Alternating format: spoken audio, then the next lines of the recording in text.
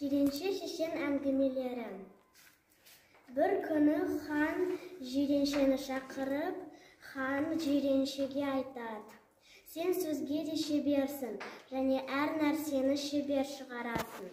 Мына қаздың етін маған бөліп кесіп берші дейді. Жиренше ойланбай тұрып, пышағын алып, суырып айтты: мына қаздың басын ханға береді дейді. Сосын екі аяғын екі ханзадаға береді. Сіздер аталарыңыздың ізін бастыңыздар.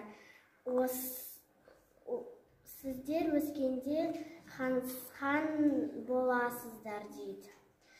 Сосын екі қанатын екі қанекейге береді. Сіздер жат жұртқа барарсыздар. Осы екі қанатпен ұшып келесіздер деді. Қаздың жаясын ханшайымға береді.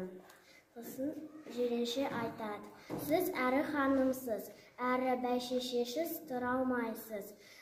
Сізге қаздың жаясын берем дейді.